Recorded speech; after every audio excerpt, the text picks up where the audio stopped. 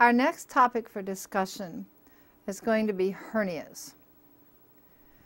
Remember that a hernia is an abnormal protrusion of an organ through the structures that normally contain it. So let me ask you a couple of questions. Who would be most at risk for an umbilical hernia? An adult or an infant? An infant. Who would be most at risk for an inguinal hernia, men or women? Men. Men already have a hole in the inguinal ring there, have a hole in the abdomen so that the spermatic cord can go up through. So they already have a weak spot there. Which is worse, a reducible hernia, an irreducible hernia, or a strangulated hernia? Now, just by the sound of it, you're probably going to tell me a strangulated hernia, and of course you're correct. But if you look at the definitions, a reducible hernia, you can manually replace it, so you can push it back. Irreducible, you can't, and strangulated, the blood supply is cut off. So a strangulated hernia is a surgical emergency. Let's do a question. An adult male is admitted to the emergency department with a strangulated inguinal hernia. Emergency surgery that involves reduction of the hernia, resection of a portion of the bowel, and repair of the abdominal wall is performed. What is most likely to be included in the immediate postoperative care? Number 1, encouraging him to cough and deep breathe every 2 hours. Number 2, using a scrotal support. Choice 3, frequently offering him oral fluids. And choice 4, inserting an indwelling urinary catheter. Now the answer to this is number 2, using a scrotal support. Anytime there's surgery anywhere near a man's reproductive system, you would expect scrotal edema, so he will need a scrotal support. Now, would you cough hernia patients? No. So the answer choice that had coughing a hernia patient would not be appropriate. Now, the one about a catheter sometimes confuses people. The answer choice said to insert an indwelling urinary catheter. We don't do that. Let me explain why not. In the first place, the patient may likely have had an indwelling catheter during surgery. If so, it may or may not be present after surgery. If it is, we're not worried about putting it in, it's already there.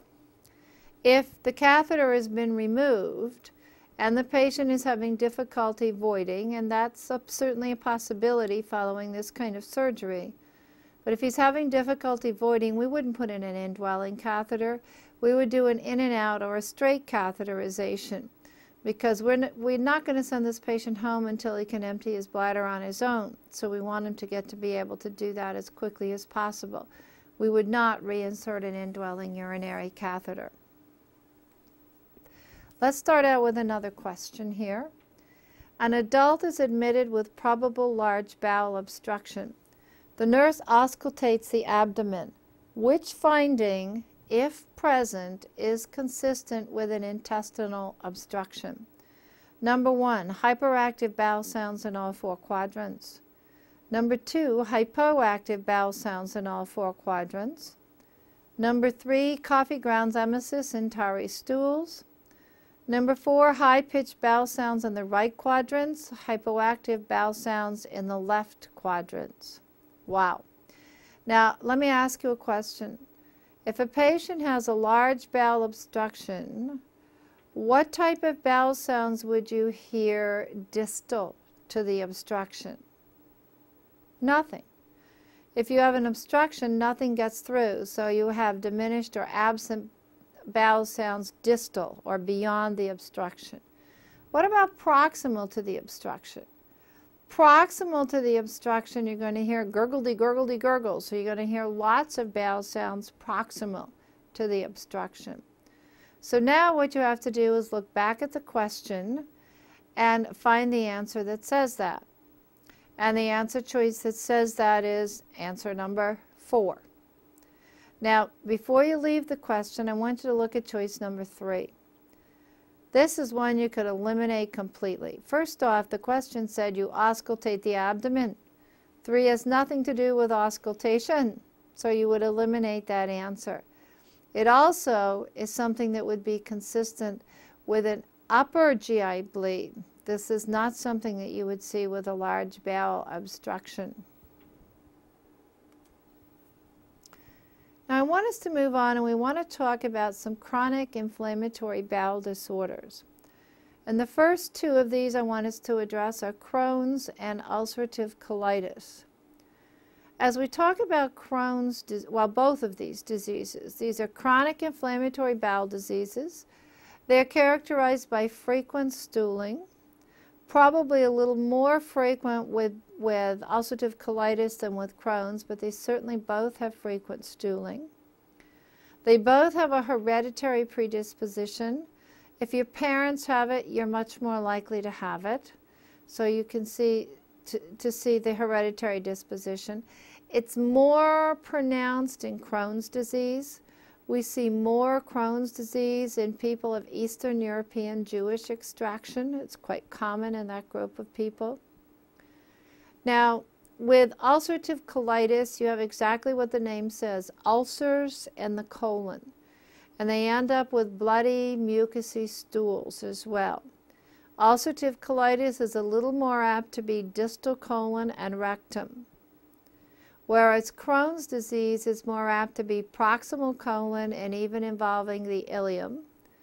And you can see that you can have scarring in Crohn's disease. So on X-ray you may see some scarring and sometimes even narrowing of part of the bowel. There's no question but what both of these diseases are quite miserable. You might have 6 or 8 or 10 stools a day with Crohn's, maybe 8 or 10 or a dozen stools a day with ulcerative colitis, sometimes more than that. I want us to look at a question. A client who has ulcerative colitis is receiving methaneline bromide or Banthine. The nurse knows the primary reason this client is receiving methaneline bromide is to 1. Suppress inflammation of the bowel, 2. Reduce peristaltic activity, 3. Neutralize acid in the gastrointestinal tract, or 4. Increase bowel tone. Now, this drug, Banthine, isn't a drug that most of you are probably terribly familiar with. It's a perfectly good drug, but it's not a drug that you're terribly familiar with. So let's say for the moment that maybe you don't remember what Banthine does. I'll tell you in a minute, but for the moment you don't remember what it does. So I want you to look back at the question, and I want you to think, all right, what would be appropriate for a patient with ulcerative colitis? So you're going to go from the disease if you don't know the drug. So look at those answers. In ulcerative colitis, would suppressing inflammation be appropriate? Yes. Would reducing peristaltic activity be appropriate? Yes. If the patient had ulcerative colitis, would you want to neutralize acid? This is crazy. It's not an acid problem. It's a large bowel problem. There's no acid in the large bowel. So that makes no sense. Would you want to increase bowel tone? If you were getting 10 or a dozen stools a day, you want 20 or 30? No. So you could eliminate answers number 3 and 4 because of the disease. Now take a look at those 2 that are left. Suppress inflammation and reduce peristaltic activity. What kinds of drugs are anti-inflammatory? That's right, steroids. Is this drug a steroid? No. Steroids are sones, prednisone, cortisone, etc. So would you dare guess reduce peristaltic activity? If you did, you're right. Now before you leave the question, one more thing I want you to look at. Did you notice that 2 and 4 are opposites? 2 said reduce peristaltic activity, 4 said increase bowel tone. Usually when it's one of those 2, when it's opposites, the answer is one of those 2. And you know you don't increase bowel tone. So on that basis, you could choose reduce peristaltic activity. So I've just given you 2 backup systems on how to answer questions. Now this one we had 2 in case you forgot what the drug did. let me talk a little bit about a couple other factors relating to ulcerative colitis and Crohn's disease. Most of the patients who are who have ulcerative colitis or Crohn's disease are likely to be receiving some type of drug that's anticholinergic in nature, such as the Banthine that we just talked about. This is to slow peristalsis and reduce the number of loose stools that they have daily. Frequently, they're also placed on a steroid. We tend to call these diseases autoimmune in nature, and indeed they may be, although it's a possibility it's a bacterial infection. So they're likely to be on an anticholinergic, they're likely to be on a steroid at least part of the time, and sometimes we even give them antimicrobial agents, sometimes sulfa drugs that decrease the bacterial count, and sometimes that helps as well. But these patients may require surgery. Ulcerative colitis patients may get away with a colostomy because they tend to be more distal colon. Sometimes they need an ileostomy. Patients who have Crohn's disease are more apt to end up with an ileostomy because it tends to be in the proximal colon and even involving the small bowel at times. There are a couple of other chronic inflammatory bowel disorders I want us to look at. And I want us to look at diverticulosis and diverticulitis. If you look at the picture, osis is the outpouching, and itis is when the sesame seeds, the peanuts, the corn, the peas get caught in these outpouches and cause an inflammatory type reaction. So this is your bowel. So the outpouching is osis. When something gets caught and you get an inflammation is itis. This is quite common in people as they age. We think one of the major contributing factors to the development of a diverticulosis is chronic constipation. So the pressure builds up behind in the bowel, causes the outpouching, and then the seeds get caught in there and cause the itis part. If patients have simply diverticulosis, they may be put on a diet that is high in fiber, that's fine, but low in seeds. So they're told not to eat any seeds. So that means they don't get tomatoes, they don't get cucumbers, they don't get blackberries or raspberries or peas or peanuts. So avoiding seeds in their diet can often prevent the itis. Now when they have diverticulitis, this is extremely painful, and sometimes those diverticuli can rupture and hemorrhage and cause a massive GI bleed. If they have itis, when they are allowed to eat again, we frequently put them on a low residue diet until the itis has healed. A low residue diet is ordered for a client. Which food chosen by the client indicates a need for further instruction? 1. Gelatin with topping. 2. Fresh peas. 3. Mashed potatoes. And 4. Canned applesauce. So a need for further instruction would be those fresh peas. Those are seeds and could aggravate. Now, let's take a look at foods that are low or high in residue. Things that contain residue are things that contain skins and seeds and leaves. So skins, seeds, and leaves leave residue. And we said a little bit ago that we tend to avoid milk products on a low residue diet. So if a person had a low residue diet, they would be avoiding skins, seeds, and leaves. If they were constipated and we were putting them on a high residue diet, we would be pushing those skins, seeds, and leaves. So let me just pose a couple of thoughts for you. On a low residue diet, could a patient have a fresh apple? No. Could they have applesauce? Yes. The skin is gone and it's all cooked and chopped up into tiny little pieces. On a low residue diet, could a person have fresh blueberries? No. Could they have canned blueberries? No, because they're still seeds and they still have skins on them. On a low residue diet, could a person have fresh blackberries? No. Could they have canned blackberries? Not those either, because canned blackberries still have the seeds in them. So you have to think it's not just cooking, although cooking sometimes makes it acceptable on a low residue diet, not always. On a low residue diet, could you have fresh strawberries? No. Could you have strawberry jam? No, because strawberry jam still has pieces of the strawberries in it, and strawberries are absolutely full of seeds. So think carefully when you get a question about a low residue diet. Now, we also want to talk about patients who have ostomies.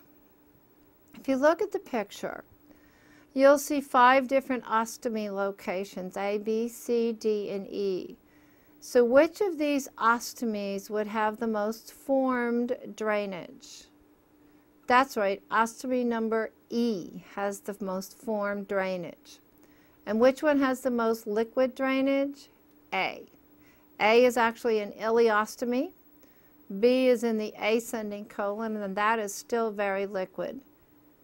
C and D would be described as mushy, and E would be described as semi-formed to formed. Now, if you answer those questions correctly, that tells me you know one of the most important things about the large bowel, and that is that its major job is to reabsorb water. So the longer it stays in the bowel, then the more formed the stool is likely to be. This picture represents for us the wafer. Now, do wafers come custom fit for your patient? And the answer is no. You've got to cut it so that it fits the patient's stoma. So that red part in the middle represents for us the patient's stoma. You need to cut the opening in the wafer so it's probably about 1/4 of an inch bigger, 1/8 of an inch on either side, not more than 1/2 an inch bigger than the patient's stoma. But you'll have to cut it so to custom fit it for your particular patient. Now the back of this wafer has got some peel-off backing and sticky stuff on the back. Does this sticky stuff, is this sufficient to adhere to the patient's abdomen? Not usually. So you may need to use something called stoma adhesive to make it adhere to the skin. Now, do you change the wafer every time you change the bag? No. You change the wafer when it won't stick anymore. Now, I put the word choria on our picture to remind us that things that contain choria are very good for the skin. So there are a number of colostomy products that contain choria, and those are good for the patient's skin. Let's look at a question. So the nurse is irrigating a colostomy when the client complains of cramping. What is the most appropriate initial action for the nurse? Number 1, increase the flow of solution. 2, ask the client to turn to his other side. 3, pinch the tubing to interrupt the flow of solution. Or 4, remove the tube from the colostomy. So the most appropriate initial action when he complains of cramping is number 3, pinch the tubing to interrupt the flow of solution.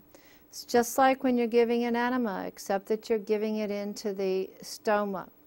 Now let me ask you a couple of other questions about a patient who has a colostomy and about doing colostomy irrigations. What position would be the best position for the patient to be in? If possible, it's better to put the patient in an upright position. Sit them up.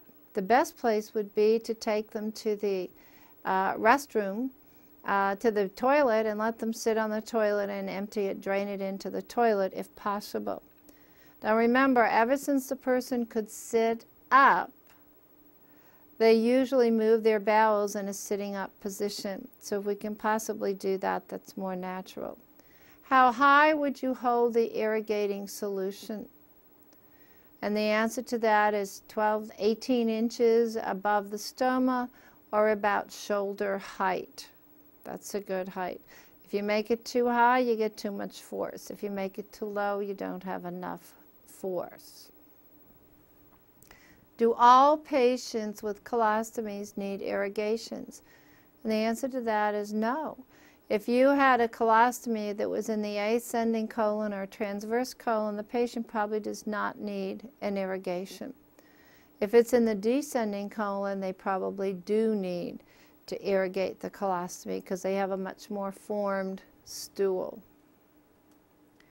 Another question for us. The day after colostomy surgery, an adult says to the nurse, "I know the doctor did not really do a colostomy."